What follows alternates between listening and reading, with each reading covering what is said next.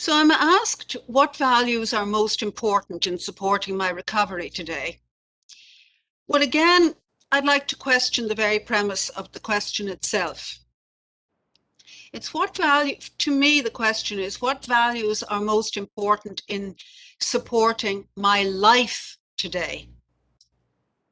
And for that, I've picked four. The first is consciousness itself. Staying present and paying attention no matter what's going on, the good, the bad, the ugly, the indifferent, the whatever. Consciousness itself is a privilege. I'm grateful to have woken up this morning. I'm grateful to have had a good night's sleep last night. Doesn't always happen. I honor consciousness. I stay present and I pay attention to what's going on in my life, what's going on around me, what's going on in me. The second value that I hold very dear is that of gratitude. Now, when I came in, as we say in the lingo, when I changed up my life from being an active drunk to being somebody who was improving her health and wellness one day at a time, I discovered that I had a deficit in gratitude, big time. One of the very early exercises I set for myself in recovery, while I was still attending outpatient treatment, as a matter of fact, is I started building a portfolio of gratitude lists. Every morning, when I sat down with the morning cup of coffee before I went to the treatment program, I took out a fresh page, a nice long page in a long notebook. And at the top of each fresh page, I wrote the day's date. And I wrote a starter or a trigger or a sentence stem. And that sentence stem reads, today, comma, I am grateful for dot, dot, dot. And I did not stand up from that breakfast table until I had put something in every single line, a bulleted list, something in every single line on that long page. And let me tell you, for the first couple of weeks, it was like drawing blood from a stone.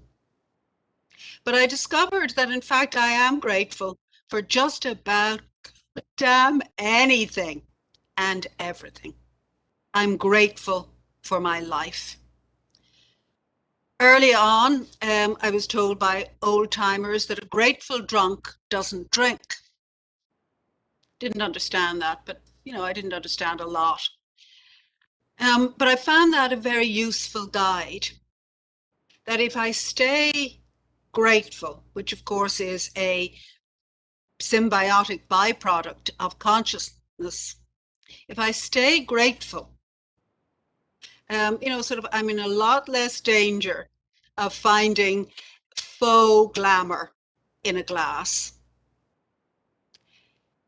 The third value that really speaks to me in my life today is that of choice, having choices, having the ability to recognize choices, understanding that in every situation I do actually have a choice about how I'm going to behave here, how I'm going to feel about this ultimately, what my action is going to be. And to that degree also, I'm living a self-directed life, as the SAMHSA definition puts it.